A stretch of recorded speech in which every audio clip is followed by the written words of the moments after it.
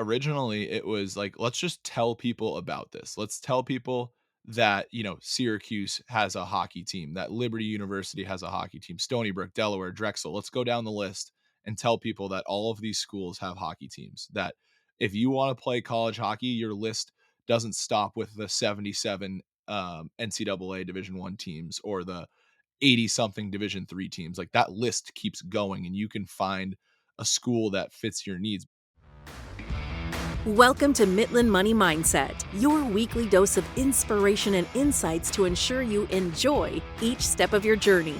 Whether you're saving for the future, planning your next big adventure, or simply looking to add more joy to your life, you've come to the right place. Now, let's dive in. I'm Larry Sprung, your host for the Mitlin Money Mindset and founder and wealth advisor of Mitlin Financial. Today's guest is Mackenzie "Mack" Murphy, founder of the Hockey House. Mack is a rising star in the digital content space, known for his creative flair and engaging presence as a content creator at the Hockey House. Through his work, Mackenzie captures the excitement, culture, and community of hockey, bringing fans closer to the sport they love. His ability to create compelling content that resonates with audiences has quickly made him a standout figure in the hockey community and beyond. As a content creator, Mack understands the power of storytelling and the impact of digital media in connecting with audiences and building brands. His journey is a testament to the growing influence of content creators in shaping industries and driving engagement, particularly in the fast paced world of sports media.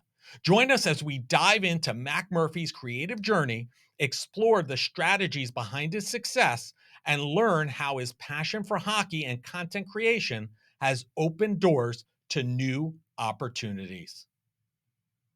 Well, I am super excited for today's episode. We have Mackenzie, better known as Mack Murphy, with us today. And as you all know, love talking about business, love talking about money, and just as much, I love talking about hockey. So we have Mack Murphy from the Hockey House, and welcome to the show, Mack. No, it's great. Thanks for having me. I'm super excited. Always, I spend my time interviewing other people, so it's fun when I get to be interviewed and kind of retell my story. Put you on the other side of the mic today, right? Right. There you go. So listen, tell us about your journey. I'm always intrigued by people's journeys. I always find it very interesting how people kind of end up where they are. So, we'll talk a lot about the Hockey House and hockey in general, but perhaps just to give our listeners an idea of who Mac is and what you're all about, can you talk about your journey leading up to founding the Hockey House?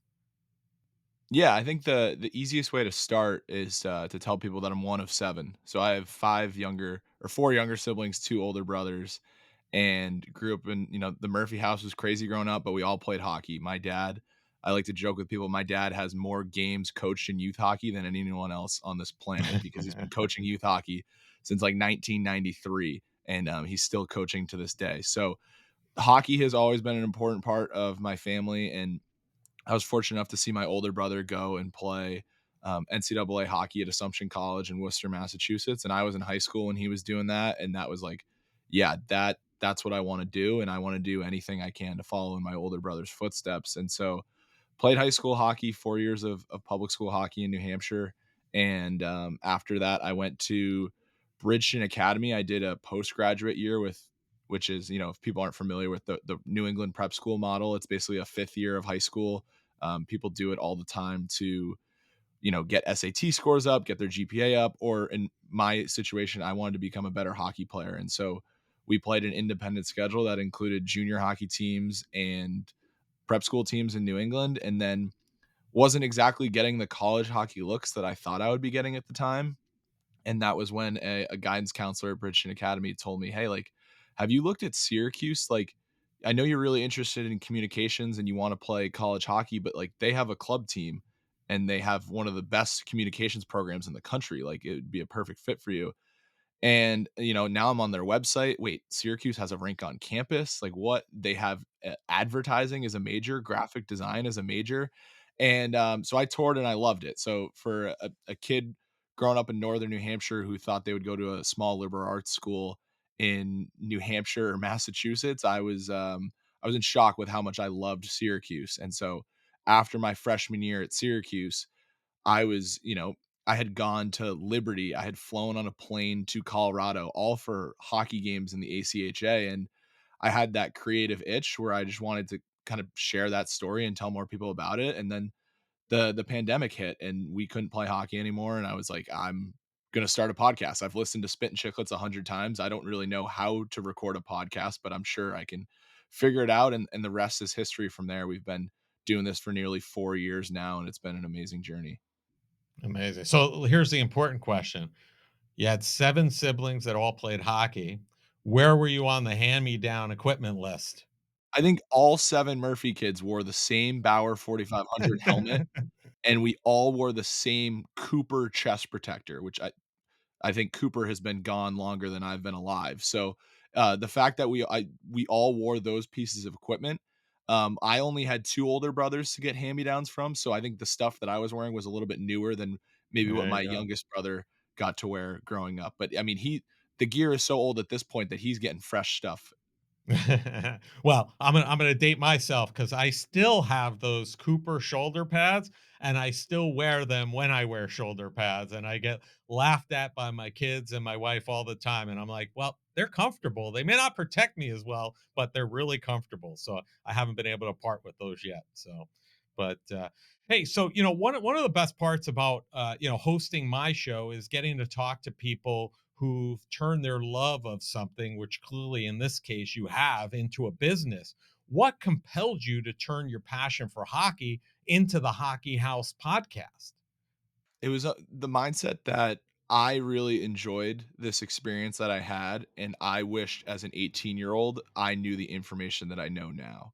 And that was kind of the inspiring thing is like, man, if I had known about the ACHA when I was a 16, 17-year-old kid starting my college tours, like I probably wouldn't have gone to Syracuse, right? I probably would have found another school that fit my needs even more than Syracuse did, which is hard to think about. But I would have toured some crazy schools, like, no offense to the schools in New Hampshire that I toured, but, Southern New Hampshire University, St. Anselm University, Stonehill College in Massachusetts, which is funny enough where my mom and my sister both went. But it's, looking back on it, like, my experience would have been so much different if I knew about that. So, it was wanting to create something, not necessarily even a business, just create something where kids in my shoes down the road would have the resources to learn more about the ACHA and now AAU college hockey because I didn't have that when I was in high school.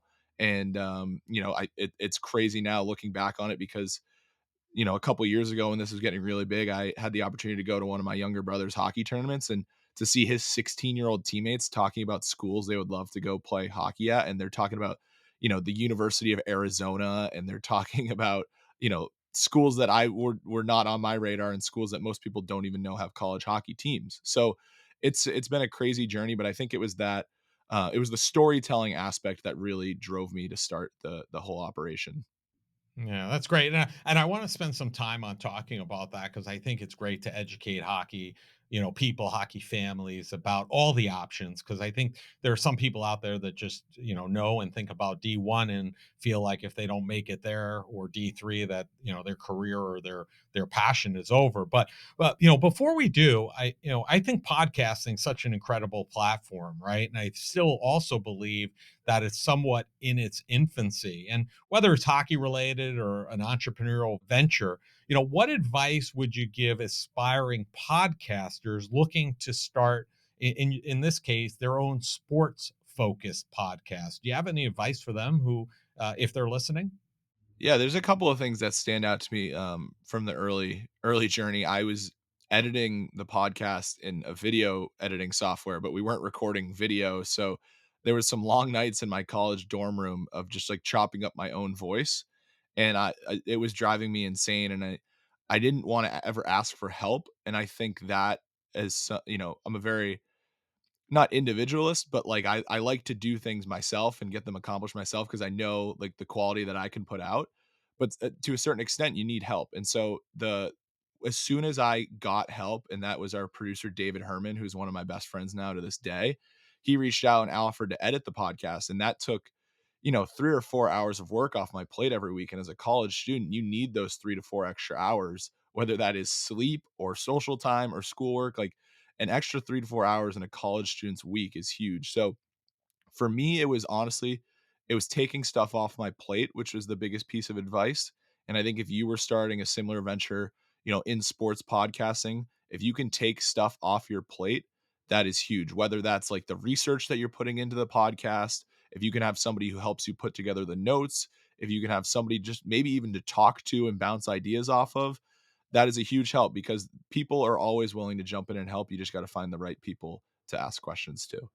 Yeah, teamwork makes the dream work, right? It's just like playing hockey. You got to rely on your teammates to get things done sometimes. So, Exactly. your passion, clearly you mentioned, and it's seen that your passion for growing the game of hockey is contagious, right?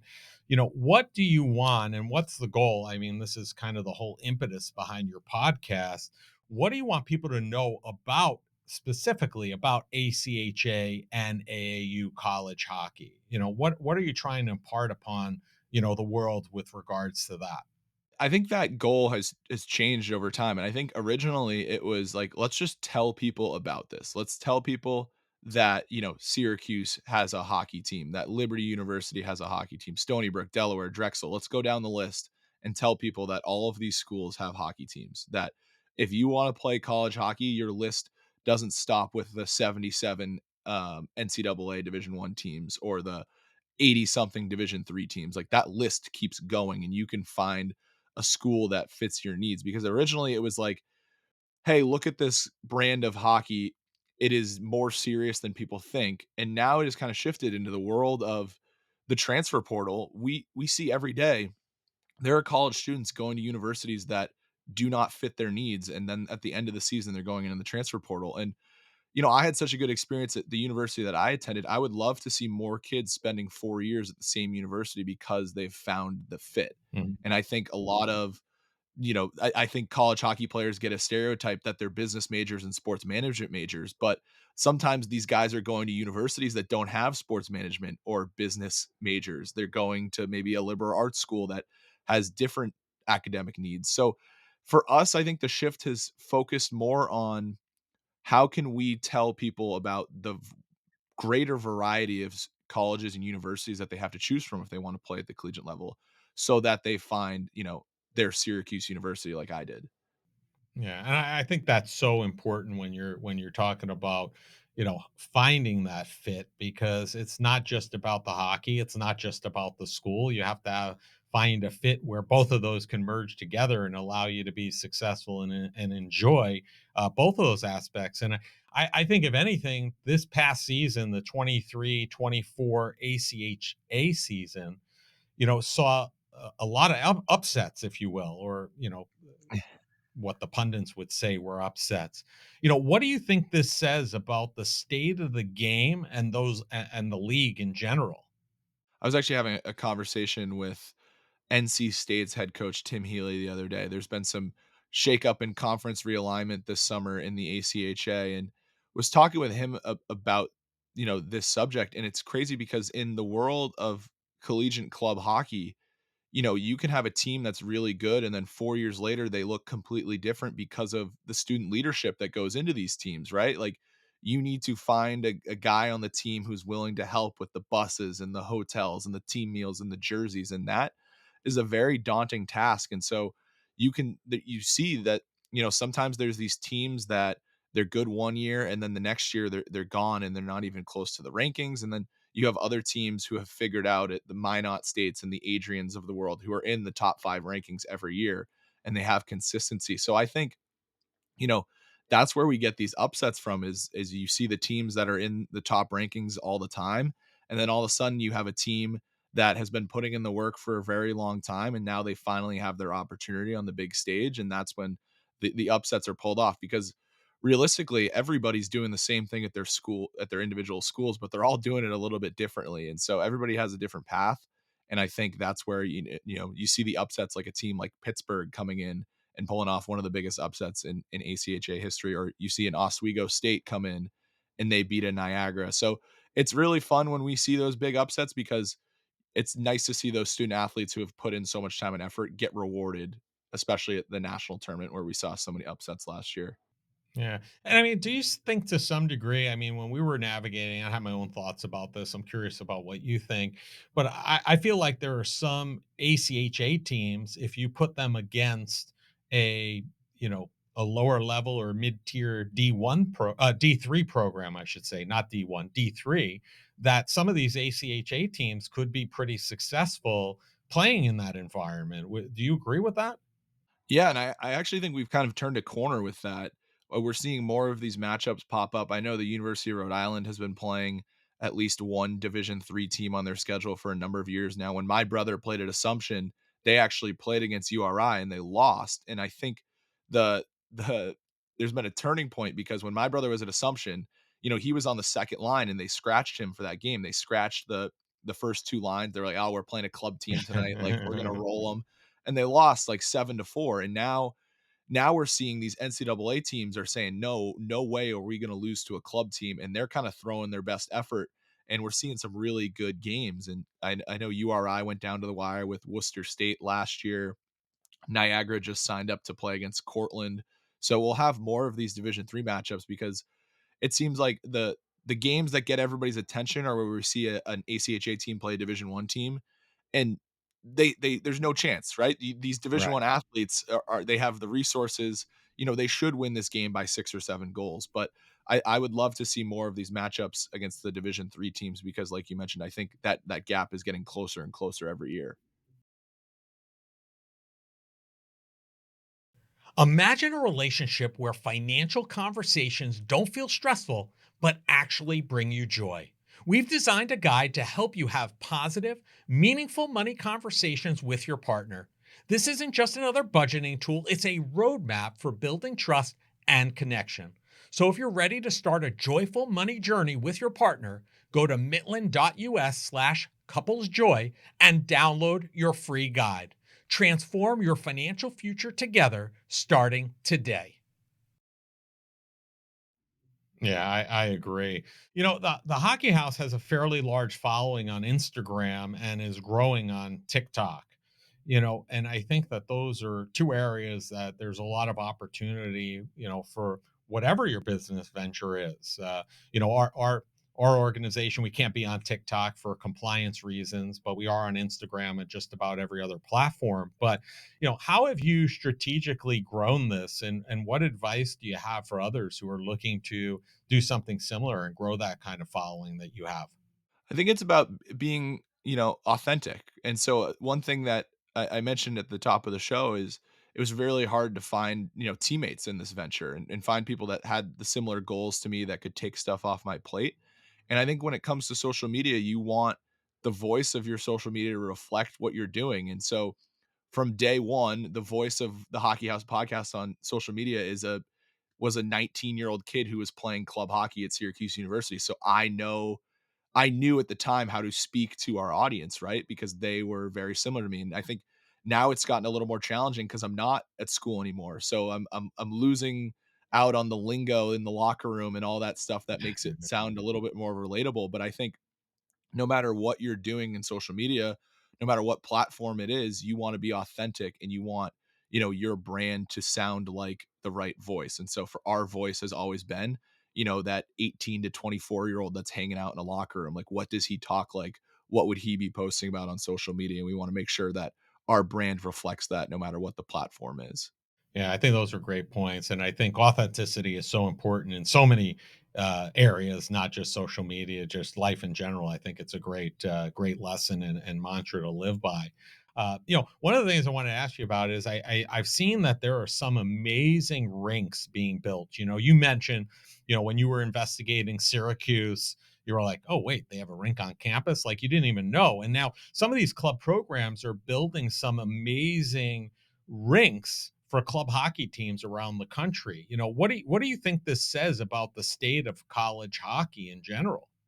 Well, I think it's obviously it's really good. People are seeing it, and I think the prime example of this is what's happening down in North Carolina. The UNC Booster Club went ahead and purchased land. Like, that is just a crazy sentence to say about club hockey, that you have a booster club purchasing land for a rink, and the mock-ups look great. And now it's an arms race, right? Because if UNC is going to get a rink like that, I'm sure NC State won't be far behind in doing something for themselves. Of course, they play out of the Hurricanes practice facility. I saw even the other day, the Kansas club hockey team is going to play at a new rink that seats 2,000 people. And I think, it's not, their own school rink, but it's cool to see these rinks popping up in places where people would have never imagined college hockey being played 30 years ago. So, the Arizona is building a 2,000 seat arena in Tucson, and they've played at the Tucson Convention Center, which is a minor league hockey rink for the last, I don't know, 40 years now. And now they're going to have their own rink. And I think another thing that is part of our mission is the growing the game aspect. So, I'm from the Northeast. We have plenty of rinks up here. Like, it is Right. really cool to see all these rinks popping up in untraditional hockey markets because of the success of these club hockey teams. Yeah, I'm super excited because it gives me more opportunities to film what rink is Larry at, right? So I don't have to repeat any rinks anytime soon. But yeah, I mean, I think to some degree, do you think a lot of this is stemming from the NHL's growth and kind of filtering out to these communities where, especially these non-traditional markets, like where you've had a lot of success with the Carolina Hurricanes in the NHL, you've had a lot of success with the Tampa Bay Lightning and now the Florida Panthers. Do you think that that trickles down to the college level, or is this just really a result of college hockey growing that much on its own, or maybe both? I don't know. No, I think it's both. I think there's 2 major things, and I would say that the first one is the NHL expansion. I think the Carolina Hurricanes are a prime example of that. We've been saying it for a while now, but North Carolina is the capital of club hockey. If you look at the success of the outdoor game a couple years ago, then they played in Charlotte last year. They had another outdoor game that got thousands of fans, and everybody loves watching UNC and NC State, and now you got, App State, UNC Charlotte, Wake Forest, like all those teams are in the mix now because it's the success of the Hurricanes, right? So, and maybe if the Hurricanes don't win the Stanley Cup in 2006, like how different does the college hockey landscape look in the Southeast? And now, the same thing goes about the Lightning and the Panthers, like you mentioned. Florida Gulf Coast has had a heck of a hockey team for a while now. And, the University of Tampa is always up there every year. And so, would those schools in Florida be as successful as they are without those NHL teams? Because a big issue is rinks. Like, if you look at some of the weaker club teams in the state of Florida, they're the teams that are driving over an hour and a half to get to a rink. And the best teams have rinks right in their backyard. So I think that definitely has an effect on it. And I think the second thing is social media because now I can, as an 18-year-old, go on my phone and I can see what it looks like to play club hockey at all of these different schools that I never imagined. And so when you you know, the internet in someone's pocket and they can look up any team they'd like and see how they're doing, what their jerseys look like, and check the box score from last night's game. I think it certainly changes things and it makes people want to maybe go explore these universities. Yeah. So what's the coolest college hockey barn you've seen? Coolest one I've seen, I mean, the go-to answer for a lot of people is Liberty University. I think my freshman year, we went down there and we had a really good team and we kind of fell behind early, but maybe stunned them in the second period and ended up losing on an empty netter. And to play in a rink where they're putting your face up on the jumbotron for the starting lineups and the crowd's booing you, like that was awesome to do that as a 19-year-old. In terms of rank, I don't wanna sound biased when I say it, but I loved playing at Class of '23 in, Philly when we'd go play Drexel. I just thought that was, like, the coolest hockey barn. I loved going to Lake Placid as a kid, and it made me feel like I was at Lake Placid because it's a building that seems like it hasn't been touched since the '70s and '80s, and I loved that charm of it, the low glass, the active boards. I always really liked playing there, and I especially liked playing there when we would play on alumni weekend because 'cause you'd get the recent graduates heckling you, and they're right on top of you at class of '23, so I always loved playing there. That was a fun one for me and maybe a non-traditional one that most guys wouldn't have on their list. Yeah, well, thank you for that, and my son Zach appreciates it because he gets to play there all the time. And you'd be happy to know that the Herb Brooks Arena and Lake Placid, they did a major renovation last year, so it still has the old charm, but it's a little updated at the same time. So you'll have to check that one out again. So Having two boys playing hockey for over a decade, I get a lot of inquiries from other parents, especially as their children approach college age. Because, as you mentioned, I think that there's some confusion as you start approaching that age. What advice do you have for players and their parents as they start approaching that college age environment? That's a really good question, and I think parents are always trying to do what's best for their kid, right? So we see, I think maybe hockey parents get a bad rep for being really crazy, and maybe that's just youth sports parents in general these days, and maybe that ties back to social media as well. But I know I've seen it. At I coached U6 and U8 last year at my local rink, and I think the hardest thing for parents to do is find the right resources to use because I hear these parents in the lobby and they're talking back and forth, and I'm like, man, like, not trying to be rude, but these parents don't know what they're talking about, and now they're influencing each other. And I think the best thing that you can do as a hockey parent is find somebody who has had that experience. For me, I didn't have to go to my parents because I had an older brother who had gone through, you know, what it took to be a college hockey player, and I could go to him if I had any questions. And my parents took their experiences from his journey and they helped me with mine. But if you don't have that experience, you need to find maybe it's a local high school player who went and played college. Maybe it's a family friend who went and played college. Those are the people you should be asking because they will give you unbiased feedback. They have the experience. I think a lot of times where parents run into traps is maybe you're talking to a coach who really just wants your tuition money at the start of the season and they're not trying to get you to go to that next level. Finding people who have done it themselves or had experience helping people do it themselves is the best thing a parent can do. And I think it can be really hard for parents sometimes because maybe if they haven't found that connection yet, that's when they start asking questions in the lobby with other parents, and that can be sometimes be a recipe for disaster. I would say most of the time that's a recipe for disaster, unless they have the lucky one who's been down that path before. And I think that the Hockey House podcast is a great resource if you're looking for your kids to learn more about ACHA. And we also have a good connection with College Hockey Inc., which has a lot of resources that talk about the college hockey path. Because if you haven't done it, like your parents who've done it 7 times, it's hard to navigate it, and it's unique to a lot of other sports. So you definitely want to connect with the right resources, as you mentioned. And talking about college, I mean, I think it's amazing that and I want to remind the audience of something you said very early on, that you built all of this and started all of this while you were a student at Syracuse. This wasn't something that you started after school. You started this while you were actively attending Syracuse University. And I think building connections while in school and exploring ways to further your passion is something that few college students grasp the value of this. And I talk all the time how, and a part upon this upon my boys, that your network equals your net worth, basically. And it doesn't mean that those people in your network are putting money directly in your pocket, but it means that they can help you do anything. They can help you start a podcast. Like you said, a buddy of yours helped you by editing the podcast. They could help you by making introductions, etc. So, what advice do you have for those that may be listening that are in college, or they have students in college that are looking to start to craft their path and do it early while they're in college? What advice do you have for them as somebody who's done it? Yeah, I think I very early on to give a little more background on my journey at Syracuse, I mentioned the communication school. SI Newhouse is one of the top in the country. I didn't get into the communication school as a freshman. I was on like the JV team. Like I was just a general communications major in a different college at Syracuse.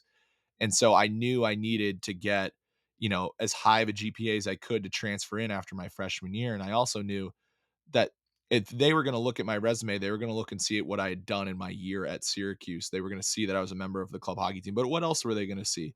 And so I was just trying to fill my time with extra things that I could add to my resume that were gonna give me that experience. And then one of those things ends up being the podcast. And thankfully I got the podcast wasn't nearly as big as it is today, but I still got in, was able to transfer into to Newhouse as a sophomore. But I mean, the biggest thing that helped me in my journey at Syracuse was the stuff I did outside of the classroom. And so it's very helpful when you're in an environment like club hockey where you become the vice president of the club, and now you're the president of the club and you're working with the university, that you're very quickly filling up your free time doing things that are going to help you down the road, right? If I'm applying for a job, I can let them know that I've filled out a purchase order before. Like I've Right. talked with trademark and licensing before. I've booked hotels before. Like there's a laundry list of things that you never expect to do when you're in college that you suddenly have experience doing because of the nature of club hockey. And it's not like that at every school, but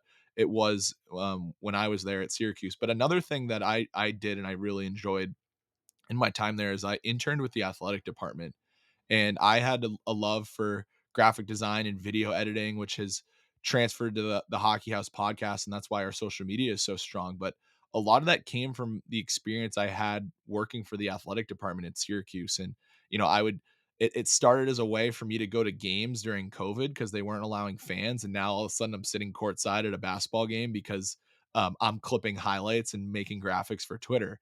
And so I stuck through that and did that for 3 years in college, and that was a wonderful experience too.